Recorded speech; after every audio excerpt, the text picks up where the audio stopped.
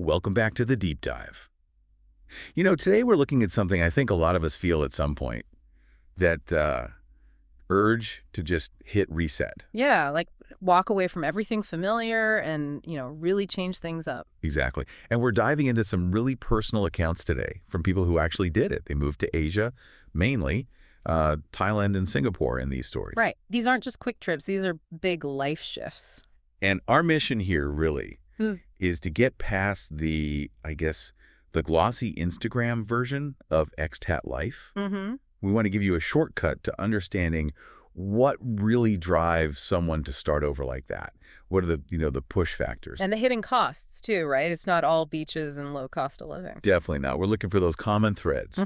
How people transform, how they adapt, the real journey. And the sources we've got, they really show that complexity. It's never just one reason, is it? Yeah. You see people escaping burnout, totally fried from their jobs. Others are driven by, pure entrepreneurial ambition or maybe reconnecting with family roots. And some just get hit by massive life changes while they're already abroad. Unexpected stuff. Yeah, exactly. But the common thing seems to be this search for, personal growth, maybe, a different quality of life. Something they felt they just couldn't get back home. Okay, so let's unpack that first driver, this escape idea. What gets someone to actually book that one-way ticket? Well, often it starts with this deep desire for just a slower pace, more peace, better mental health, frankly. It often comes from being completely worn out, doesn't it? Absolutely. Look at France's story. She was a social worker in Boston, really dedicated, but hit a wall. Burnout. Total burnout. Professionally, personally. And then her son left for college, and she made a pretty impulsive decision. That's what. Moved to Chiang Mai, Thailand. Almost on a whim, it sounds like. Wow. And the key thing there, it seems, wasn't just the change of scenery, but the financial breathing room it gave her. That's crucial, yes. The sources really highlight how the affordable living in Chiang Mai fundamentally changed things for her. Allowed her to step off the hamster wheel. Exactly. She didn't need that high-pressure, high-cost Boston lifestyle anymore. She could actually redefine work on her own terms. So she started teaching English. What else? Yeah, teaching, co-hosting a podcast, some freelance stuff, a whole new portfolio career, really. And the impact on her mental health was significant. Huge. She explicitly noted less depression, less anxiety. It directly improved her quality of life. The financial stress reduction was key. So it really shows how sometimes escaping that whole Western system is maybe the only way to deal with the burnout it creates. It can be, yeah. Removing yourself from the source of the pressure. But, okay, not everyone is just escaping something, right? Yeah. Some people are actively running towards a goal. Definitely. Like Alvin's story. He's 35 from Florida. And he went to Bangkok. Yes, Bangkok. But his drive was different. It was entrepreneurial, yes, but also deeply personal. How so? He wanted to build businesses connecting Africa and the African-American community, facilitating trade. But also, his mother was from Thailand. Ah, okay. So it was a way to connect with his heritage, too. Exactly. He saw it as blending that business ambition with his family roots. It wasn't just about finding a cheap place to launch a startup. It was about identity. That's a powerful combination. And he mentioned feeling freer, less defined by U.S. societal norms. Yeah, he said he felt more able to simply be himself. And his biracial background, he felt, gave him a unique perspective. Right, navigating different cultures, maybe seeing connections others might miss. But that sense of freedom, that comes up again and again in these stories. Stepping outside your home culture kind of wipes the slate clean, doesn't it? It really does. You shed those old expectations. You get a chance to sort of reinvent yourself, decide who you want to be in this new context. Okay, but hang on. This narrative of freedom and peace, Francis found relief, Alvin found purpose. Yeah. But does that feeling last? That's the pivot point, isn't it? Because doesn't that same freedom, the thing that lets you escape, also create completely new problems, new limitations? That's exactly what the sources show. Moving across the world doesn't just erase hurdles, it changes them. New landscape, new challenges. And sometimes the challenges aren't the obvious ones, like language or visas. Right, those are often manageable logistical things. The sources suggest the human challenges can be much harder. Like Frances herself pointed out, despite finding peace, her biggest struggle wasn't Thai culture or the cost of living. What was it for her? It was, and I'm quoting here, sustaining connections in a constantly revolving expat community. Oof. Yeah, that hits home. the transient nature of it all. That's a really critical insight, isn't it?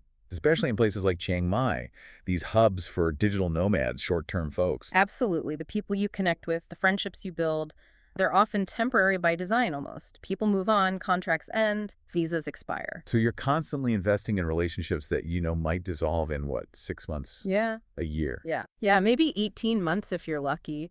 It takes an emotional toll, constantly rebuilding your social circle. It's a paradox then. You move seeking peace, maybe stability in a way, but find yourself in this very fluid, sometimes lonely social scene. It can definitely undermine the very mental well-being you were trying to achieve, that lack of social ballast, as you put it. And that instability, that lack of deep roots, must be even tougher when unexpected things happen, real-life crises. Exactly. Which brings us to Sarah Lyle's experience in Singapore. Her story is, well, it's a very different picture from the initial escape fantasy. Yeah, hers wasn't about burnout or chasing a dream initially.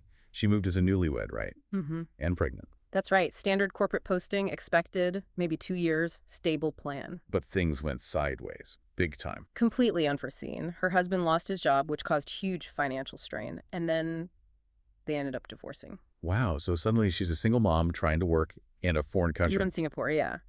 And then on top of all that, the COVID-19 pandemic hits, lockdowns, isolation. That's unimaginable. Managing divorce, job hunting, childcare, alone, far from home, during a global pandemic. It's the definition of being thrown in the deep end. Forced resilience, really. Shows how quickly expat life can shift from adventure to survival mode. No family safety net right there. But what's remarkable, according to the sources, is how she adapted. She had to build a support system from scratch. So she really leaned into the expat network. Heavily. It became like a surrogate family. And she didn't just, hide away. She actively immersed herself and her son in Singaporean culture. Trying the food, celebrating local holidays, making it home. Exactly. Truly embracing where she was, despite the incredibly difficult circumstances. She really made a life there. How long was she there in the end? 7 years.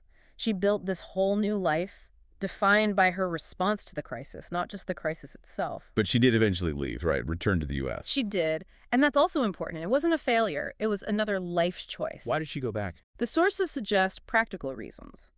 Better long-term job prospects in her field back in the U.S. And, crucially, wanting to be closer to her extended family. Right. So even after proving incredible resilience, those fundamental needs, career, family proximity, they can pull you back. They often do. It shows that expat life offers growth, absolutely, but those core anchors often reassert their importance over the very long term. Okay, so we have these different paths. Francis finding peace through affordability, Alvin finding purpose and connection, Sarah finding incredible resilience through crisis. Yeah, very different journeys. If we try to pull these threads together, what are the common rewards? What makes all that difficulty, that transience, worthwhile? Well, connecting it all, the big takeaways seem to fall into a few key areas. There's definitely profound personal transformation. You're forced to grow, basically. Absolutely. You learn things about yourself you never would have otherwise. Then there's the cultural depth, really experiencing the world differently. And that initial driver freedom. That comes through strongly, too. It's like an accelerated masterclass in self-reliance and redefining what success or happiness means to you. So that freedom and opportunity isn't just freedom from a bad job, it's freedom to define your own path. Exactly. Freedom from maybe narrower Western ideas of success. And that can open doors, global connections, new business ideas, things you wouldn't encounter staying put. And the cultural side. Yeah. It's more than just tourism, isn't it? Oh, much more. It's the daily immersion, the different rhythms of life, the food, the languages, the ease of popping over to a neighboring country. It genuinely changes your perspective on the world. So the overall vibe from these stories, Mm-hmm. It's tough, yes. Full of challenges, shaky relationships, bureaucracy, unexpected crises. Definitely challenging. But ultimately, rewarding. Yeah. Leading to a richer, more fulfilling life. That seems to be the conclusion, yes. The risk, the sheer upheaval, it forces a kind of growth that maybe comfort and stability just don't. The challenge itself fosters the resilience. Precisely. They didn't move to find easy answers, maybe. They moved and found that dealing with new, complex problems made them stronger, deeper people. So for you, our listener, what's the takeaway here? These stories really paint a picture of moving abroad as this intricate process. Adaptation, Growth, not just a long holiday. No, definitely not a permanent vacation. The initial reasons, escaping burnout, chasing a dream, they're just the start. It's often a years-long journey of reinvention. It brings us back to that central tension we talked about. hmm The rewards are huge: peace, opportunity, cultural richness. But the sources consistently flag that difficulty in maintaining stable, deep, long-term relationships. Because the environment itself is often so transient. Exactly. That reliable, stable community feel, that's often the biggest sacrifice, the most consistent challenge mentioned. Which leaves us with a final thought, something for you to chew on. If that deep personal growth, that powerful sense of freedom often comes from being in these novel, sometimes unstable, high-stakes environments, what's the real trade-off we're making? When we chase that freedom, are we consciously or unconsciously sacrificing that familiar long-term stability and maybe that really deep, consistent connection we get from staying put? Hmm. That's a tough one. Something to definitely mull over, especially if you're considering a big leap of your own. Where does that balance lie for you?